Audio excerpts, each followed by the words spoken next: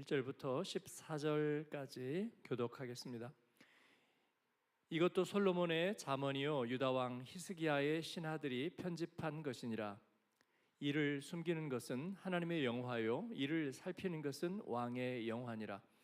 하늘의 높음과 땅의 깊음 같이 왕의 마음은 헤아릴 수 없느니라. 은에서 찌꺼기를 제하라. 그리하면 장색에 쓸만한 그릇이 나올 것이요 왕 앞에서 악한 자를 제하라. 그리하면 그의 왕위가 의로 말미암아 견고히 서리라. 왕 앞에서 스스로 높은 채 하지 말며 대인들의 자리에 서지 말라. 이는 사람이 내게 이리로 올라오라고 말하는 것이 내 눈에 보이는 귀인 앞에서 저리로 내려가라고 말하는 것보다 나음이니라. 너는 서둘러 나가서 다투지 말라. 마침내 내가 이웃에게서 욕을 보게 될 때에 내가 어찌할 줄을 알지 못할까 두려우니라. 너는 이웃과 다투거든 변론만 하고 남의 은밀한 일은 누설하지 말라. 듣는 자가 너를 꾸짖을터이요 또 내게 대한 악평이 내게서 떠나지 아니할까 두려우니라. 경우에 합당한 말은 아로생인 은쟁반의 금사관이라. 슬기로운 자의 책망은 청정하는 귀에 금고리와 정금 장식이니라. 충성된 사자는 그를 보낸 이에게 마치 추수하는 날의 얼음 냉수 같아서 능히 그 주인의 마음을 시원하게 하느니라. 천물한다고 거짓 자랑하는 자는 비 없는 구름과 바람 같으니라. 아멘.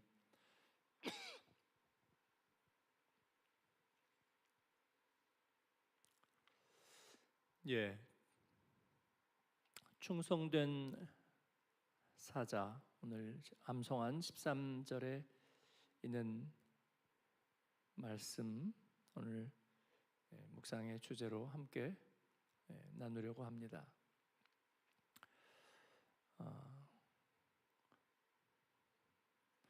왕과 하나님의 비교가 오늘 말씀의 서두를 솔로몬의 잠언으로 장식하고 있습니다. 하나님께서 창조의 주가 되시고 또 생명의 주관자가 되시고 우리의 모든 삶의 역사의 왕이 되십니다. 이것은 이 세상의 모든 권한을 가지고 있는 지혜로운 왕과 비교할 수 있어서 그 비교점의 핵심은 영광으로 나타내고 있습니다. 하나님의 영화와 왕의 영광.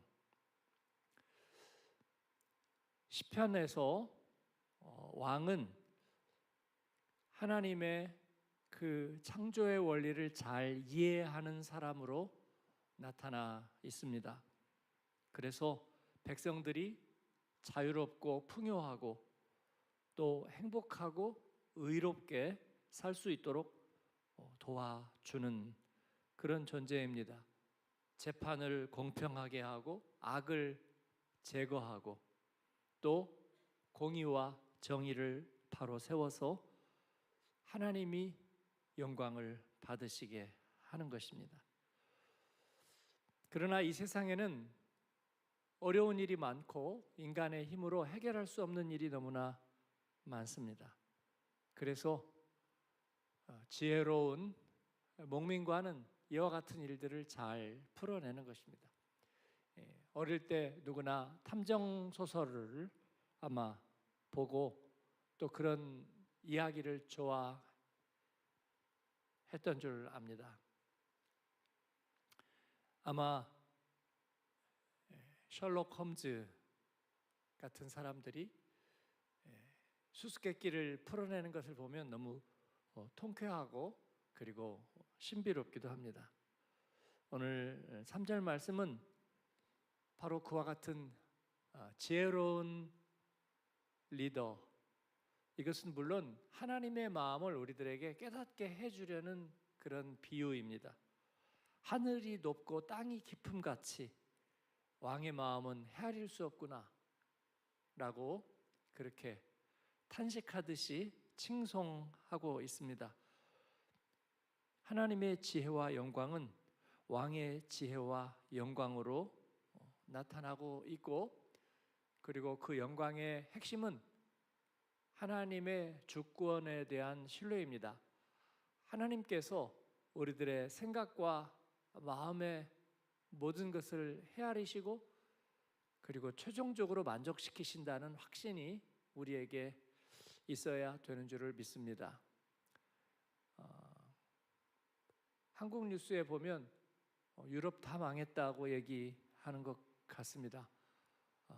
뭐 중국 자동차 때문에, 중국 자본 때문에, 혹은 뭐 이런저런 이유로 유럽 다 망했고 독일은 그 중에서도 아주 극심하게 망했다. 그런 얘기 들으면 저는 걱정이 되는 게 아니라 약간 실소가 나옵니다. 경제의 흐름이나 현대 경제의 흐름이라는 것은 정말 한순간의 사건에도 좌우되는 것들을 보고 있습니다. 로마는 하루아침에 이루어지지 않았고, 인간의 문화와 삶과 역사라는 것은 주식시장의 그래프에 의해서 하루아침에 이렇게 저렇게 되는 것은 아닙니다. 그래서 저는 신의를 가져야 한다. 우리 하나님에게 신의를 가지는 것처럼 이 세상의 질서 속에서도 하나님이 하신 일이 있고, 우리 그리스도의 사람들은 하나님의 기뻐하심을 입은 이들로서 마치 지진 날 때 쥐나 동물들이 반응하는 것처럼 그렇게 반응해서는 안 된다. 저희는 그렇게 생각합니다. 물론 실물 경제를 하는 분들은 환율이나 또 여러 가지 경제 지표의 변동에 따라서 실질적인 영향을 받겠으나, 그러나 하나님 앞에서 우리는 상당 기간 이 독일 땅에서 살고 생업을 누리고 또 자녀를 키우고 그리고 가정을 이루어가면서 많은 안정과 혜택과 또 도움을 받았습니다. 한 15분만 나가면 정말 아름다운 강변에서, 요즘 무제음수 우퍼에서 축제들이 벌어지는 것은 알고 계시나요?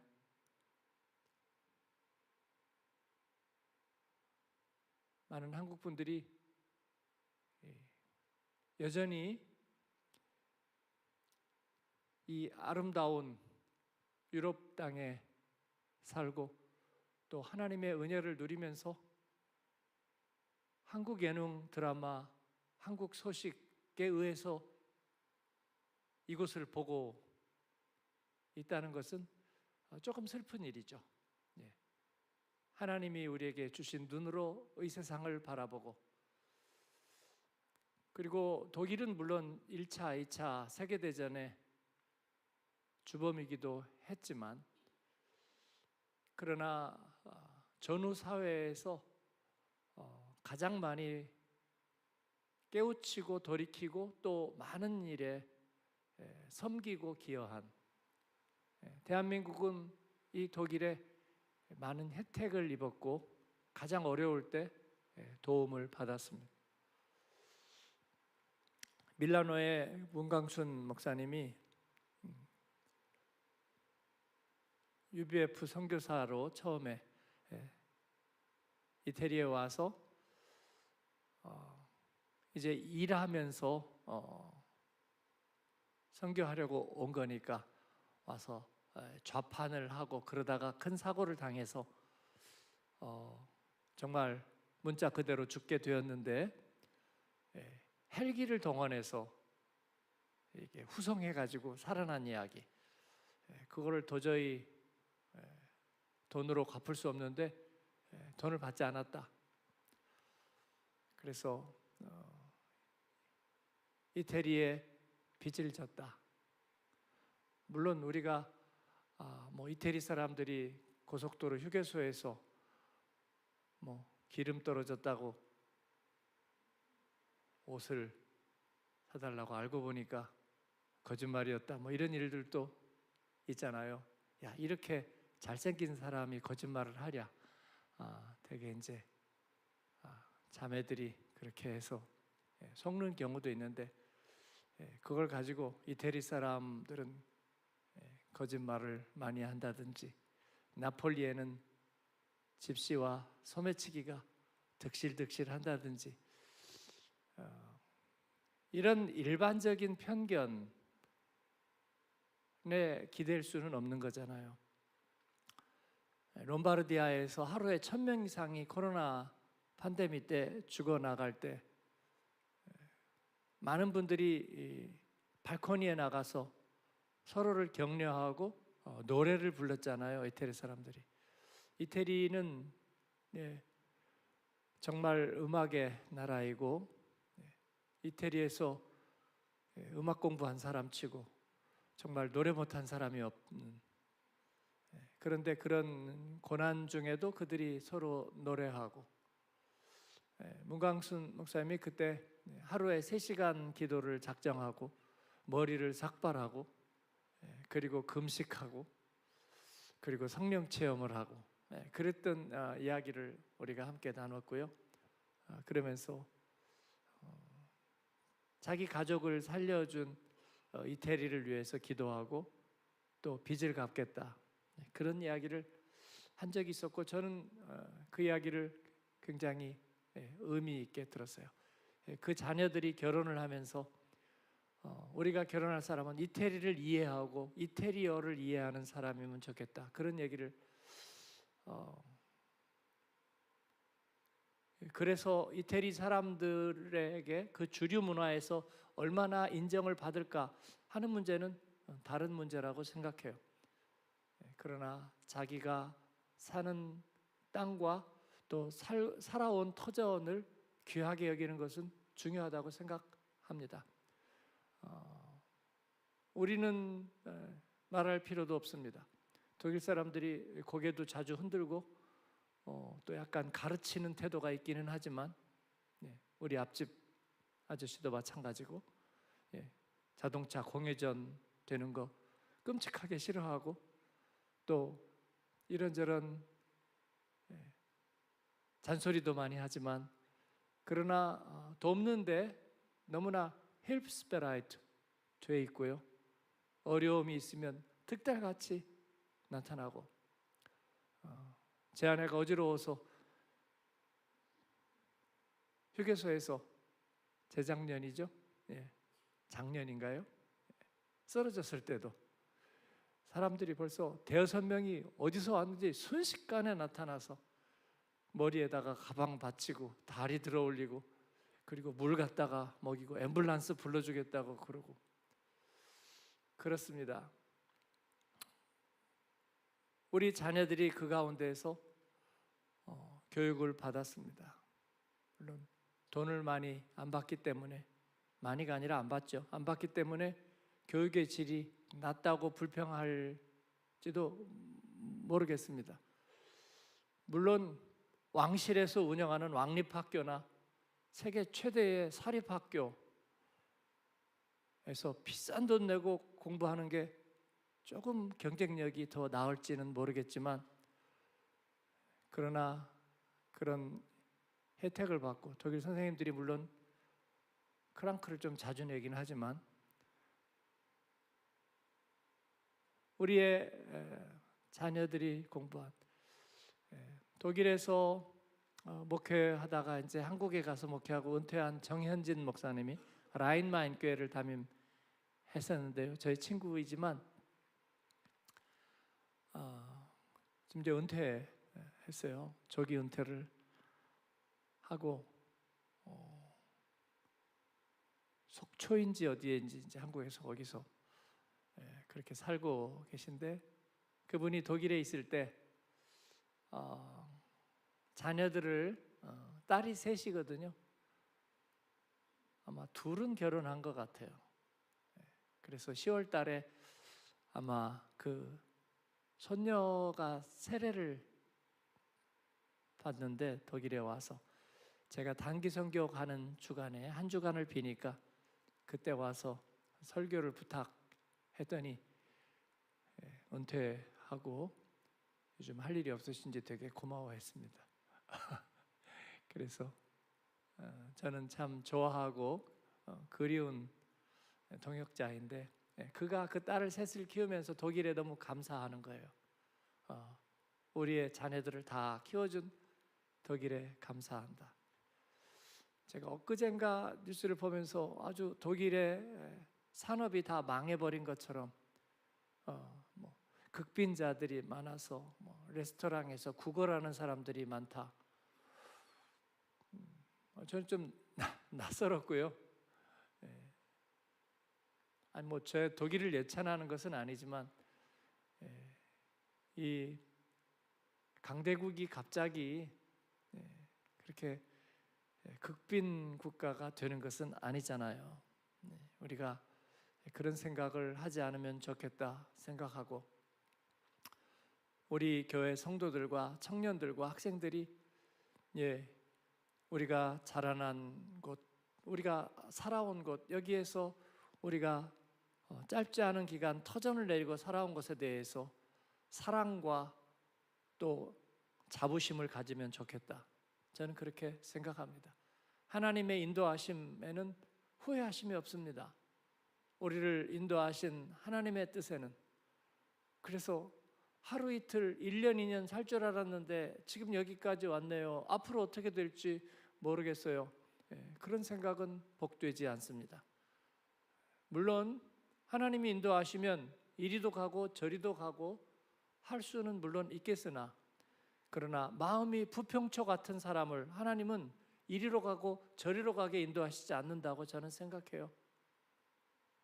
하나님 앞에 마음을 정하고 그래서 우리 교회에서 교회를 지키고 디아스포라의 사명과 다음 세대를 지키고 또 하나님 앞에 믿음의 족장들이 하나님이 약속의 땅이라고 미리 선보이시고 내가 너에게 지시할 땅이라고 축복의 땅이라고 얘기했지만 땅 한 평 등기하지 못하게 하시고 남쪽으로 자꾸 이동만 하게 하셨다가 결국은 가나안 족속의 땅이 되게 만드셨잖아요.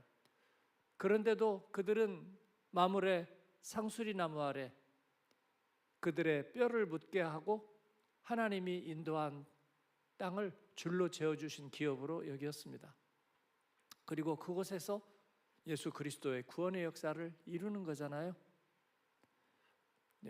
우리도 독일을 사랑하고 땅을 사랑하고 또 이곳에서 어려움과 또 즐거움을 함께 나눈 그 은택을 잊지 않았으면 좋겠습니다. 이것은 하나님의 은택이요 또 이 땅의 사람들과 문화가 이루어놓은 그거라고 생각해요. 한국 경제 가장 어려울 때 독일이 도움을 주었고 또 수많은 한국 유학생들을 받아주었고요. 저도 박사과정을 할 때 독일 교수들과 그 밑에 있는 사람들의 의견이 많이 달랐던 것들을 경험해요. 한국 사람들 언어적으로 조금 부족하고 학문적인 소양도 조금 부족하고 달라서 이 사람들에게 그렇게 박사를 많이 줘야 되느냐 많은 의견들이 항상 있었던 것으로 알아요. 그러나 석학에 해당하는 주임 교수들은 긍휼히 여기는 마음이 있었습니다. 그들을 여기다가 평생 잡아둘 이유는 없지 않느냐. 빨리빨리 학위를 해서 한국에 돌아가 그들의 나라를 변화시키는데 쓰임 받도록 하는 것이 더 좋은 일 아니냐. 그래서 독일 학생들에게는 굉장히 엄격했던 그런 석학인 교수들도 아시아에서 특히 한국에서 온 사람들에게는 자기가 직접 교정을 해주면서 돌봐주고 집에 머물게 하고 밥을 해주고 그랬던 일들이 너무나 많았던 줄 압니다. 어떤 학문 분야이든지 말이죠. 예능조차도 가난한 집에 아이에게 소질을 발견하고 자기의 아끼던 바이올린을 주면서 공부를 시킨 우리 바이올린의 유명한 그 수연자매 같은 경우도 역시 그렇습니다. 우리가 하나님의 인도하심과 또 이 땅이 우리에게 허락한 일들을 우리가 잊지 않았으면 좋겠습니다. 그리고 위에서 기도하고, 그리고 야곱처럼 축복하고, 또 우리들의 자녀들이 이곳에서 하나님의 자산으로 언어와 문화를 잘 다리놓는 그런 하나님의 대사와 같은 존재로 성장하기를 바라고요. 그리고 그들을 통해서 앞으로 통일된 대한민국과 또 아시아와 복음 선교를 위해서 귀하게 쓰임받을 그런 일꾼이 되리라고 믿습니다. 이를 위해서 우리가 축복하고 그래야 되겠습니다. 물론 자녀를 미국으로, 영국으로 또 한국으로 보내는 가정들이 많이 있어서 제가 그것을 판단하려는 것은 전혀 아닙니다. 하나님은 이리로도 보내시고 저리로도 보내실 거예요. 그러나 이 땅을 지키고, 그리고 이 땅의 사명을 선포하고 그런 성도들이 많아지기를 바라고요. 또 그런 우리 학생 청년들이 많아지기를 바랍니다. 하나님은 그들에게 좋은 가능성을 다 꺾으시고 여기에서 그냥 대충 살라고 하시지는 않을 거예요. 그런 마음들을 기뻐 받으셔서 더 놀라운 일들을 베푸시리라, 그렇게 믿습니다. 충성된 사자, 충성된 메신저, 그는 지혜롭고 교활하게 자기 목적만 이루는 사람은 아닐 거라고 생각합니다. 그는 헌신하는 사람이고 자기의 마음을 드리는 사람이에요. 오늘날에 독일어가 세계적인 어떤 주류 언어가 되지 못하는, 그리스어가 한때 모든 영역의 주류 언어였던 것처럼 독일어도 역시 모든 분야에 그랬습니다. 우리 한국어도 복음을 가장 아름답게 표현하는, 그렇기 때문에 대단히 중요하고 또 아름다운 언어가 될 수 있다는 걸 우리가 발견하고 있습니다. 저는 우리 자신을 스스로 높이는 것을 대단히 부끄러워하는 사람이어서 그렇게 할 생각은 없어요. 한국의 어떤 토크쇼를 보니까 영국 사람하고 독일 사람하고 나와서 이제 한국 모데라터가 사회를 보면서 토론회를, 토크쇼를 하는 것을 제가 봤는데, 영국 사람은 글쎄요 한 10년 이상 된 것 같아요. 독일의 그 여성은 한국 온 지 4년 됐어요. 근데 액센트만 조금 있지 저 정도 얘기하더라고요. 두 가지 가능성, 그 사람이 머리가 좋은 거예요, 한국어가 쉬운 거예요.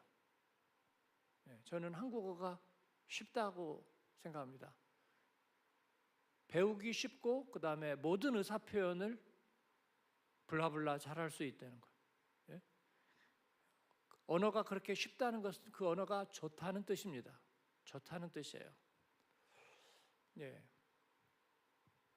저는 세종대왕으로 거슬러 올라갈 필요는 없다고 생각해요.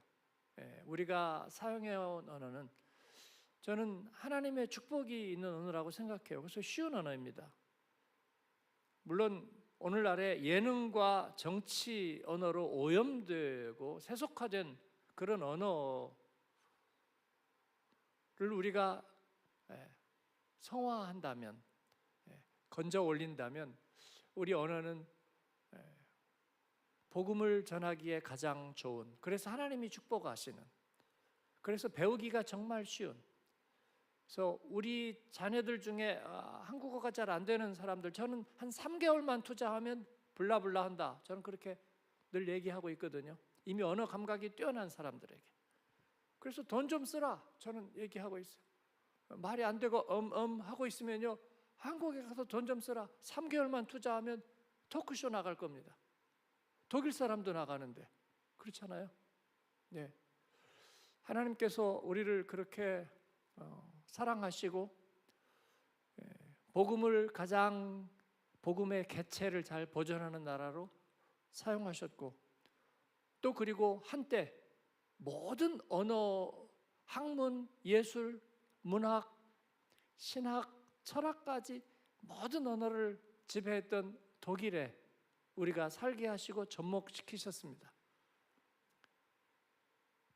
광부 간호사의 자녀이거나 아니면 학비 없어서 독일로 유학 왔거나 이리 갈까 저리 갈까 차라리 돌아갈까 하다가 어떻게 떨어진 곳이 여기가 돼서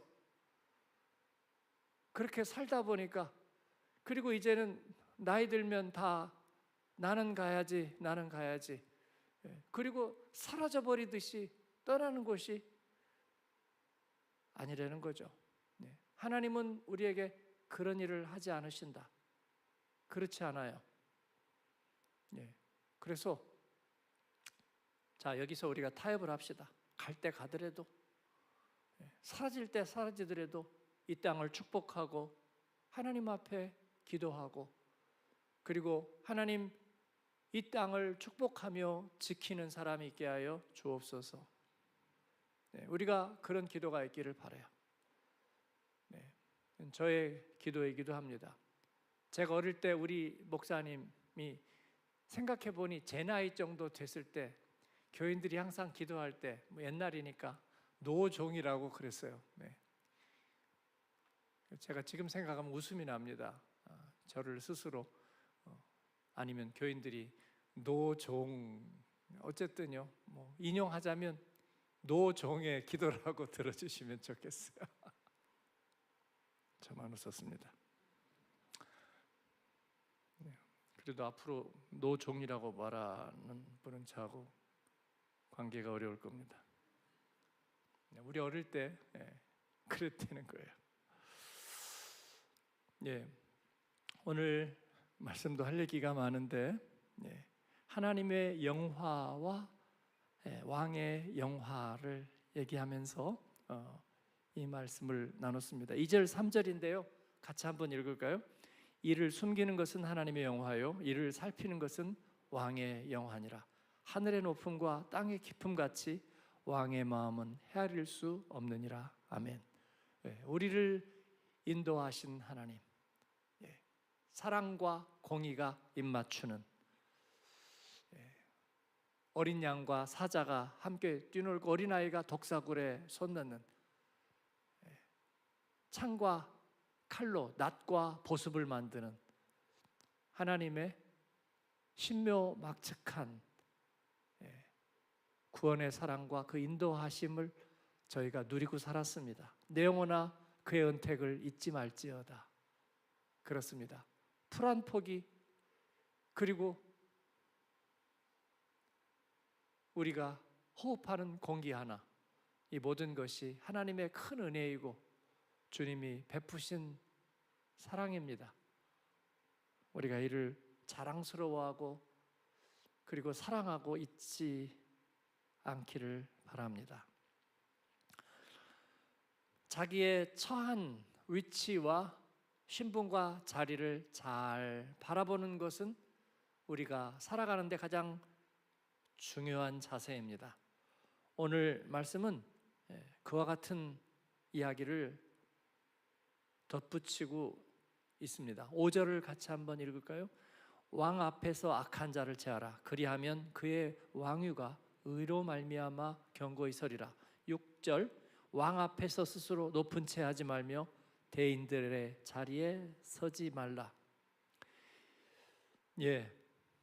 우리의 서 있는 자리를, 내가 처한 위치를 바로 겸손하게 객관적으로 바로 보는 것은 대단히 중요합니다. 겸손한 사람은 자기에게 권한이 없다고 탄식하거나 비루하지 않으며, 그리고 자기가 가진 것 이상으로 항상 높이 바라보면서, 높이 바라보는 것은 좋은 것 같지만 그러나 실제로 자기가 그러지 못할 경우에 높이 바라보면요 자기보다 못한 사람을 깔아보는 쪽으로 반응하게 됩니다. 그래서 볼상사나운 거예요.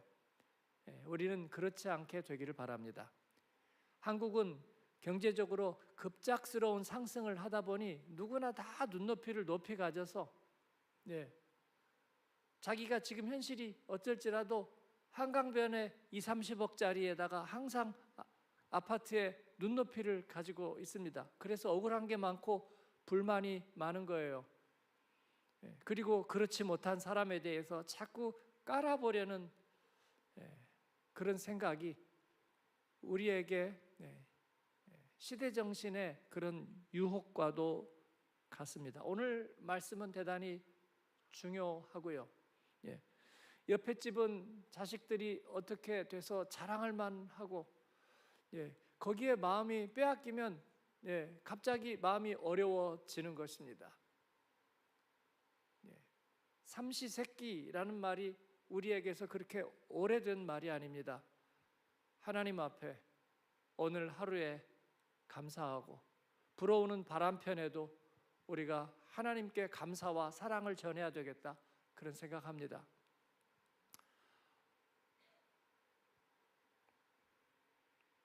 우리에게 예배드릴 성전과 또 이렇게 좋은 하나님의 사람들과 우리가 복음 안에서 같은 시선을 가지고 주님을 섬길 수 있다는 것도 100번을 생각해도, 자다가 생각해도 우리 인생에 있을 수 없는 하나님의 은혜이고 그리고 놀라운 영광입니다. 여러분은 그런 생각 안 하시는지 모르겠어요. 목사님, 저 한 2만 명 되는 교회에서 절절 끓는 데서만 살아서 저는 잘 모르겠어요. 오케이, 인정해 드리겠습니다. 그러나 저에게는 가문의 영광이고 일생의 영광입니다. 하나님 앞에서 스스로 높다고 여기지 말고 대인들의 자리에 서지 말라. 그렇습니다. 바울 사도는 영적으로 복음적으로는 대인의 자리에 설 수 있는 사람이었지만 그러나 스스로 만물의 찌꺼기와 같이 된 적이 많다고 그렇게 고백하고 있습니다. 그리고 무익한 자라고 얘기하는 것은 우리가 쓰는 겸양의 레토릭이 아니고 하나님 앞에 자기의 자신을 그렇게 보고 있는 것과 같습니다. 하나님 앞에 그러한 은혜가 저와 여러분에게 있기를 바랍니다. 말씀이 다소 두서가 없어 보이는 것은 잠언이 그렇기 때문입니다. 한 절 한 절의 말씀이기 때문이고, 물론 제가 주일에는 이것을 하나의 주제로 묶어서 지금 말씀을 하고 있지만 새벽에는 이 한 절 한 절의 뜻을 함께 나누는 것이 더 유익하다고 생각해서 이 말씀을 드리고 있습니다. 8절부터 보면 이제 우리가 인생을 살면서 부딪히는 갈등과 다툼에 대한 이야기를 하고 있는데, 잠언이 우리에게 주는 정말 실질적인 좋은 교훈이라, 물론 이 교훈들은 하나님 앞에서 우리가 어떻게 살아갈 것이냐 하는데 기초를 두고 있습니다. 8절 같이 한번 읽겠습니다. 너는 서둘러 나가서 다투지 말라. 마침내 내가 이웃에게서 욕을 보게 될 때에 내가 어찌할 줄을 알지 못할까 두려우니라. 서둘러 나가서 다투지 말라. 이 말은 대단히 의미심장하고요. 잠언 안에 나타나는 관계 속에서 우리가 경험하는 이웃과의 갈등, 그 갈등의 해부학이라고 할까요? 잠언에는 그런 말씀들이 정말 많이 나타나 있습니다. 전체적으로. 그리고 어떻게 이 관계가 악화되는지, 어떻게 이것을 풀어갈 것인지에 대해서 말씀하고 있습니다. 잠언 18장 19절에 그 말씀이 있죠. 노엽게 한 형제와 화목하기가 견고한 성을 취하기보다 어렵다. 이러한 다툼은 이 성의 문 빗장과도 같다. 갈등은 관계를 무너뜨리고 그리고 요새처럼 단단하게 벽을 쌓아버립니다. 그래서 단절을 시키는 거죠. 그러나 하나님 앞에서는 이러한 태도는 인정받지 못합니다. 왜냐하면 하나님의 아들이라 일컬음을 받는 사람은 화평케 하는 자이거든요. 피스메이커입니다. 그런데 이것을 어떻게 해야 될지는 저도 때로는 너무나 잘 모르겠습니다. 그런데 잠언은 우리에게 말씀하기를 관계의 갈등은 우연히 발생하지 않는다. 인간의 내면적인 어떤 태도와 조건이 발화를 해서 관계의 갈등을 만든다고 얘기하고 있습니다. 그 3단계를 생각해 보면 첫 번째는 잠언이 자주 얘기하고 있는 다툼은 교만에서 나온다. 내가 우선이다, 내가 우위다 하고 하는 교만이 사실은 귀를 닫고 그리고 자신을 나타내고 증명하려는 태도가 항상 다툼을 낳는다. 그래서 거기에서 무슨 마음이 나오냐면 두 번째 단계는 불쾌감입니다. 자존심이 상하는 거죠. 무시당하고 오해받았다는 생각에 불쾌감이 나옵니다. 잠언 12장 16절에 그래서 미련한 자는 당장 분노를 나타내거니와 그렇습니다. 그래서 우리가 그리스도인으로 살면서는 퓨즈가 강해야 됩니다. 퓨즈가. 속이 상할 때 퓨즈가 바로 나가버리면 그러면 이제 불이 나가는 거죠. 우리가 맛이 가는 것입니다. 즉각적인 분노가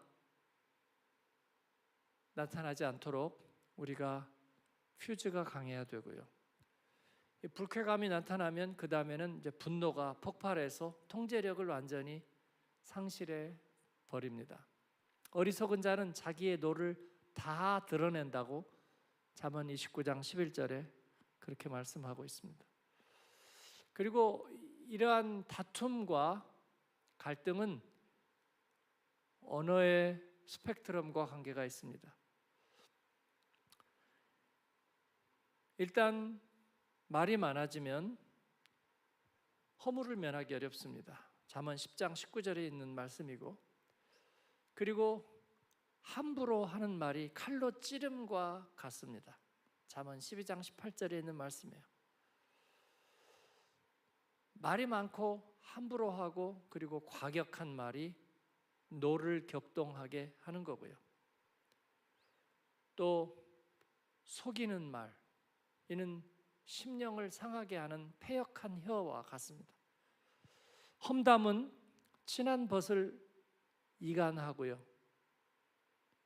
그리고 모욕은 이웃을 멸시하는 말입니다. 다 잠언에 있는 말씀들입니다.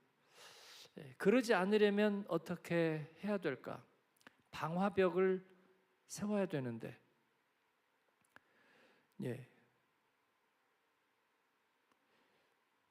미련한 자는 자극을 받으면 바로 폭발해버리고요. 도화선과 같아서. 지혜로운 사람은 기다리는 인내의 필터를 가져서 노하기를 더디하고 또 허물을 용서하는 그와 같은 길을 가게 된다고 잠언이 우리들에게 말씀하고 있는 거예요.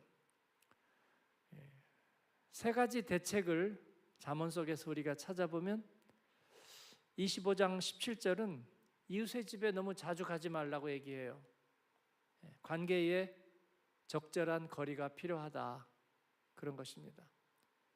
디아스포라의 성도들이 아삼육이 됐다가 원수가 되는 경우를 너무나 많이 봤어요. 아삼육이 된 것도 대단히 공통점이 많아서 그런 것이 아니었고, 원수가 된 것도 대단한 문제가 있어서 된 것을 한 번도 본 적이 없습니다. 그냥 말 몇 마디, 표정 하나, 자녀가 낀 한 가지 일, 그리고 돈이 걸린 또 한 가지 일 정도, 그것으로 평생 멀어지고 상종을 못하겠다. 저 사람은 다르다. 근데 우리는 하나님 앞에 있고 우리가 만난 사람은 하나님에 의해서 만나게 돼서 아마도 1억 년이나 2억 년쯤 만나야 될 사람이라는 걸 기억해야 될 거예요. 그래서 내가 저 사람을 체크아웃했다. 그러면 저 사람도 나를 체크아웃하는 거잖아요. 그러면 우리의 인간관계와 인생에서 결격 사유가 생긴 채로 1억 년, 2억 년 가야 되거든요. 기도할 때마다 그거 생각나거든요. 네. 그렇기 때문에 그건 손해입니다. 빨리 털어내야 돼요. 네. 그러지 않으려면 사적 관계에서 스스로를 제한할 수 있어야 된다고 잠언 얘기하고 있고요. 두 번째는 위험한 불씨를 피해야 합니다. 노를 품는 자와 울분한 자를 사귀지 마라고 얘기해요. 왜냐하면 그것은 불씨이기 때문에 그 행위를 배울 수 있기 때문입니다. 한국 사람 울분이 많죠. 한국 사람만 그러겠습니까? 세상을 열심히 살다 보면 울분이 많고 리더는 울분이 많고 그렇습니다. 그러나 이를 피해야 됩니다. 세 번째는 남의 일에 간섭하지 않는 것입니다. 자기에 속하지 않은 다툼에 간섭하는 것은 개의 귀를 잡는 것과 같다. 잠언 26장 17절에 있는 말씀이거든요. 그렇습니다.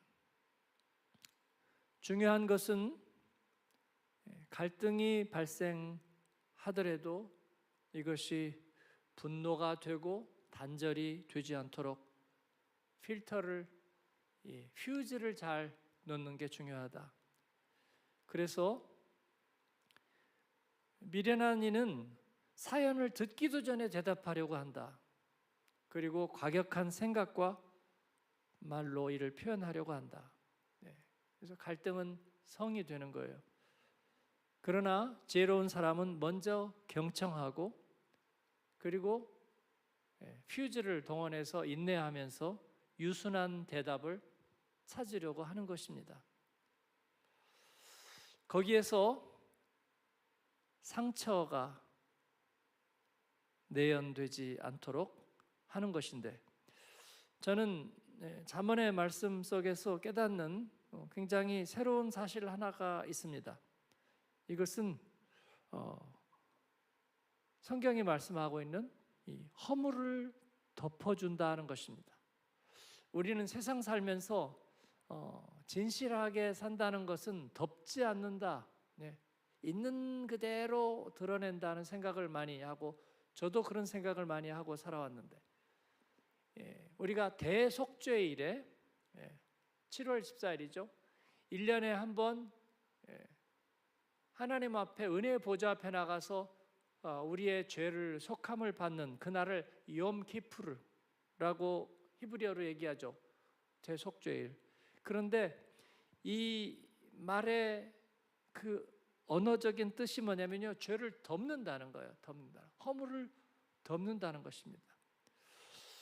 허물을 덮는다는 것은 은폐하는 것은 아니다. 우리는 그렇게 생각하지만, 그러나 말 그대로 덮는 거예요. 들추지 않는 것입니다. 들추지 않는 거예요. 이것이 굉장히 중요하다. 왜 들추지 않느냐면 우리가 해결할 수 없기 때문이고 하나님께 맡겨드리기 때문입니다. 복수하려는 마음을 내려놓아라. 악을 스스로 갚지 말아라. 하나님을 기다리라. 그가 너를 구원하시리라. 잠언 20장 22절에 있는 말씀입니다. 우리가 그것은 잘못을 가볍게 여긴다는 뜻은 결코 아닙니다. 그러나 하나님께 맡겨드리는 것입니다. 그래서 오늘 8절에도 보니까 서둘러 다투지 말아라. 왜냐하면 이웃에게 욕을 보게 될 때에 어찌할 줄을 알지 못하면 그러면 우리가 분노하게 되고요, 험하고 과격한 말을 하게 되고 우리들의 생각이 앞서 나가게 되고, 그러면 유일하게 자기 혼자 손해보는 것입니다. 9절에 이웃과 다투거든 변론만 하고 남의 은밀한 일은 누설하지 말라. 자기를 변론하기 위해서 남의 허물과 은밀한 일도 누설해야 되는, 그렇게 하지 말아라. 듣는 자가 너를 꾸짖을 터이요 또 내게 대한 악평이 내게서 떠나지 아니할까 두려우니라. 그렇습니다. 악평은 어떤 일을 행한 사람이 받는 것이 아니라 드러낸 사람이 받습니다. 그래서 드러내지 않아야 하고요. 11절에 경우에 합당한 말은 아로 새긴 은쟁반의 금사관이라. 아로 새긴 은쟁반, 좋은 귀족의 집에서 정말 제일 좋은 과일을 먹는 것과 같은, 경우에 합당한 말이 그와 같다고 얘기하고 있습니다. 12절 슬기로운 자의 책망은 청정하는 귀에 금고리와 정금 장식이니라.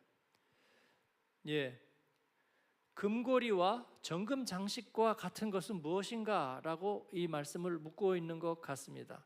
그것은 슬기로운 자의 책망과 청정하는 귀라고 말합니다.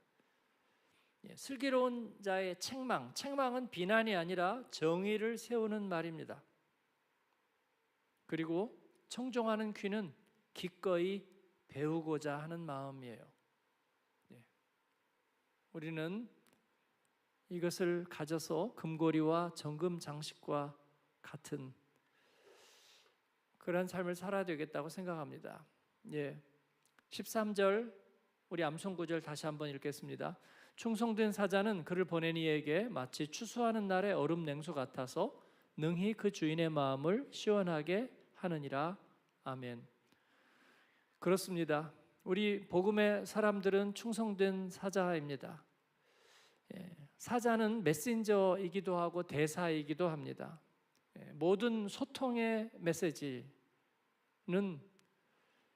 전달하는 사람의 진실함과 신빙성에 달려있지 다른 것에 달려있지 않습니다. 설사 자기에게 미션을 준 사람이 거짓되다고 할지라도 일을 받아서 하는 사람이 진실되다면 이상하게 그 일은 진실되게 되는 것을 봅니다. 어그러지고 거스리는 세대 가운데 있지만 우리는 빛으로 나타낼 수 있다고 성경이 말씀하고 있습니다. 우리가 그 확신을 잊지 않아야 하겠습니다. 교회에 대해서 여러분이 자랑과 자부심을 가지는 것, 우리의 믿음의 방향성에 대해서 자랑과 자부심을 가지는 것, 디아스포라 교회가 저를 포함해서 성도들이 목회자에게 자랑과 자부심을 가지는 것, 그것은 여러분의 진실함을 드러내주는 것입니다. 여러분의 충성된 사자임을 드러내주는 거예요. 그렇지 못하면 자녀들은 부모를 부끄러워하고 성도는 목회자를 부끄러워하며 그리고 자기가 사는 터전과 땅을 부끄러워할 것입니다. 그것은 미련한 백성과 같습니다. 친구가 친구를 한 1년만 사귀면 부끄러워하고 판단하고 정죄하는 것, 그것은 부끄러운 일입니다. 충성된 사자는 그를 신뢰하고 맡긴 사람에게 마치 추수하는 날의 얼음 냉수 같아서 잘못되는 법이 없습니다. 주인의 마음을 시원하게 하는 것입니다. 이건 사도행전에 다시 등장합니다. 우리 하나님의 마음을 시원하게 하는 사람들, 저희는 그런 사람들이라고 믿습니다. 우리에게 때로 유혹과 시험과 죄와 허물이 우리에게 있지만 그러나 우리는 복음 안에 부르심 받았고 그리스도께서 우리 안에 계십니다. 여러분은 하나님의 사랑받은 자입니다. 자책은 때로 분노의 씨앗이 되어서 유익하지 않습니다. 여러분 안에 모든 자책은 버리십시오. 지나갔잖아요. 하나님 앞에서. 그리고 그것이 또 어딘가에 정죄의 칼날이 되지 않도록 해야 하고요. 하나님 앞에 온전한 우리가 퓨즈를 잘 장착해서 인내하고 그리고 그 이상으로 나가지 않으며 하나님 앞에 충성된 사자로 사는 저와 여러분 되기를 바랍니다. 선물한다고 거짓 자랑하는 자는 비 없는 구름과 바람 같습니다. 비 없는 구름과 바람. 그러나 번개는 치겠죠. 우리는 그렇게 하지 아니하고 하나님 앞에 약속한 것은 해로도 지키고, 제가 우리 한마음교회 오신 성도들 초기에는 주재원 성도들이 정말 열심히 일했습니다. 저는 이것이 뭐와 같냐면, 우리가 낯선 곳에 여행 가서 좋은 것을 보면요, 정말 좋거든요. 교회에 와서 믿음 생활하면서도 역시 소풍 온 것 같고 여행 온 것 같은데 있는 동안에 정말 하나님께 감사하면서 잘 섬기는 것, 작은 것에도 너무 감사하고 신기해하고 기뻐하고 그렇습니다. 저는 그 마음이 너무 고맙고 하나님이 이를 절대로 홀대하지 않으시리라 그런 생각하는 거죠. 그래서 주재원 신자로 오는 성도들에게 그와 같은 마음으로 섬기면 하나님께서 여러분을 정말 대를 이어 복을 주시리라 저는 그렇게 생각하는 거예요. 또 여기에 터를 내리고 있는 성도들도 역시 같은 마음이죠. 우리는 다 충성된 사자와 같습니다. 하나님 앞에 그런 분들이 이렇게 많고, 우리 문소영 집사님 3주간 지금 우리 방문하고 있는데, 이승돈 집사님 주재원으로 뭐 중국도 갔다가 또 헝가리 갔다 독일 왔다가 한국 갔다 또 지금 미국에 가 있지만, 우리 교회에서의 만남과 인연 소중하게 여기고, 또 마지막으로 독일에서 한 번 더 직장 생활하고 여기서 살면 좋겠다 생각에 저는 그냥 여기에서 목회하고 있는 목회자로서 고마울 뿐입니다.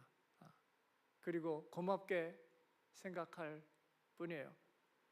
우리의 믿음의 그 시간들을 그리워하는 분들을 만나면 그냥 고마울 뿐입니다. 목숨의 일부를 떼어드리고 싶을 만큼 고마울 뿐입니다. 예수님께서도 그러시리라고 생각해요. 청년들 중에도 우리는 여기를 지켜야죠. 그런 분 있으면 너무 신기하고 고맙고 감사하고 그럴 뿐입니다. 여러분을 축복합니다. 오늘 말씀 속에 좀 두서가 없었지만, 그러나 이 말씀들이 우리에게 은혜가 되기를 바라고 또 하루의 힘과 우리의 인생의 힘이 되기를 바랍니다. 찬양하고 기도하겠습니다. 우리